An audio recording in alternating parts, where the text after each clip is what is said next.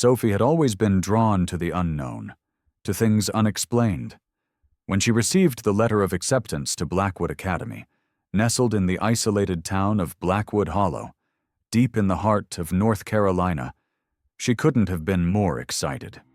It was 1997, and the Academy was known for its legacy, prestigious and rich in history. But from the moment she stepped inside the gates, the silence of the school swallowed her whole. The air was thick, as though it carried with it the weight of countless secrets.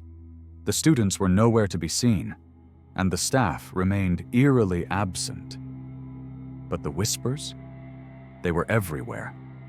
Quiet murmurs in the corners of the hall, faint words that made Sophie's skin crawl, and a sense that something, or someone, was watching her. And it wasn't just the whispers. The shadows seemed to move of their own accord. The halls didn't seem quite as they should. Rooms vanished, doors opened to places that didn't exist, and Sophie found herself losing track of time as the days blurred into endless nights.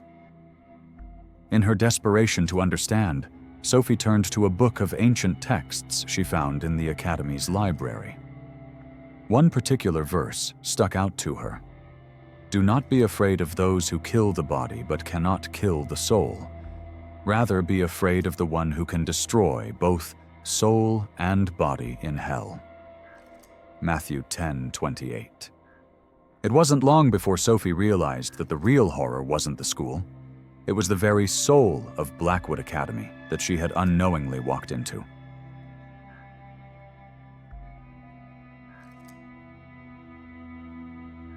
Chapter 1. The Silent Welcome.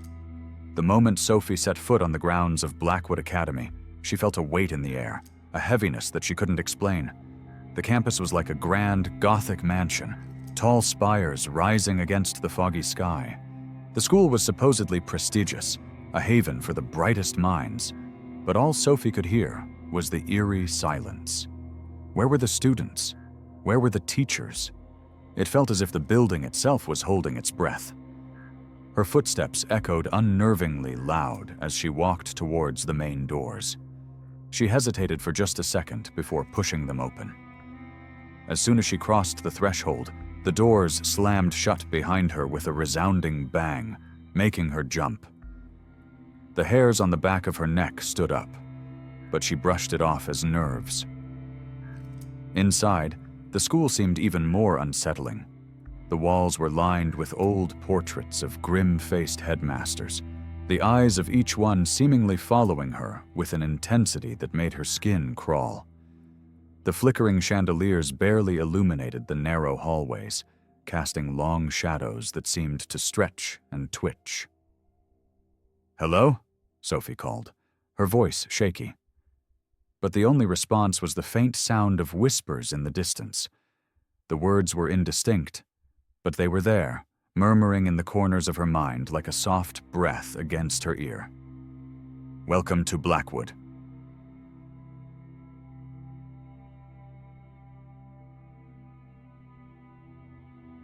Chapter 2.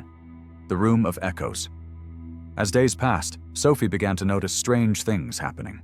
She would find doors in places they shouldn't be, and hallways would change when she wasn't looking, bending into dark corridors she had never seen before. The whispers grew louder. They no longer sounded like mere murmurs. Now, they spoke directly to her. "You're not alone?" Sophie's curiosity got the better of her, and she began exploring deeper into the school. She discovered an old journal hidden beneath some floorboards in the library, its pages yellowed and brittle. The journal belonged to a student who had gone missing years ago. It spoke of something called the Room of Echoes, a room so full of despair and suffering that it trapped the souls of those who entered, forever lost in time. One evening, as the sun began to set, Sophie ventured to the Room of Echoes. The door creaked open, the hinges moaning as if protesting her intrusion. Inside, the air was colder than any other room she had been in. The walls were adorned with strange symbols that seemed to shift, when she wasn't looking directly at them. The whispering was louder now, surrounding her, echoing in her skull. "Leave this place, Sophie." Sophie turned sharply, her heart racing in her chest. A dark shape stood at the far end of the room, tall and thin, its face obscured in shadow. It stepped forward, its presence consuming the space. "Who are you?" Sophie whispered, but the figure remained silent. The whispers grew more frantic, swirling around her. "It wants you. It needs you." The temperature dropped even further. Sophie's breath came out in a visible cloud as she stumbled backward. With a sudden crash, the door slammed shut. Sophie was trapped. The walls seemed to close in on her, the symbols on them growing brighter, more intense. She couldn't breathe, couldn't think. Her vision began to blur as the whispers consumed her entire mind. But then a flicker. A light. Sophie turned toward the window and saw a brief moment of sunlight before it disappeared. It was enough to snap her back to reality. She forced the door open and ran as fast as she could, but the whispers followed her. Chapter 3. The Descent into Madness. Sophie's descent into madness had begun. The whispers no longer came from the walls. They were inside her mind, constantly pulling her into the depths of Blackwood's curse. Her nights were filled with nightmares, visions of students long gone, their eyes hollow, their mouths gaping in silent screams. The next morning, the hallways seemed emptier. The portraits on the walls weren't just staring at her. They were watching her. The eyes followed her every move. On the third night, she woke to the sound of footsteps echoing in the hall outside her dormitory room. She stood up, heart hammering in her chest, and opened the door. There was no one there. But the floor was marked with deep, claw-like scratches, as if something had been dragged across it. Sophie tried to ignore it. She had to ignore it. In the middle of the night, she stumbled upon a room she had never seen before. The walls were covered in old newspaper clippings, detailing the strange disappearances of students and faculty members. Some of the names were familiar. They were students from her year, students who had disappeared under mysterious circumstances. A chill ran down her spine. She ran her fingers over the yellowed pages, her hands trembling. "What happened to you?" she whispered. Suddenly, the room grew colder, and the whispers grew louder. "They never leave, Sophie. They're all still here, waiting for you."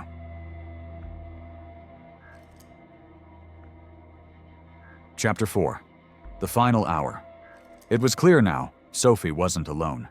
The school had a life of its own, feeding off the fear of those trapped within its walls. But Sophie wasn't just a victim. She was part of something far darker, something older than the academy itself.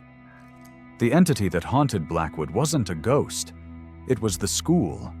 The very foundation was built on blood and sacrifice, and now Sophie was marked. Everywhere she went, she saw signs of others who had come before her. A group of students who seemed to be trapped in the same nightmarish loop, whispering warnings in broken voices. "You have to leave. You're not safe." But no one could leave. No one ever left. As Sophie reached the heart of the school, she discovered the truth. Blackwood Academy was never just a school. It was a prison built on the souls of the students who had entered and never returned. And now Sophie was part of it. The whispers grew louder, and the shadows closed in. The school had finally claimed her. Conclusion. In the end, Sophie's story was just one of many. She was swallowed by Blackwood Academy, another soul lost to its endless hunger. The whispers never stopped, even after she was gone. They would follow the next unsuspecting student, just as they had followed Sophie. If you hear the whispers, if you hear your name called in the dead of night, run. Run while you still can. because once Blackwood has you, you'll never escape.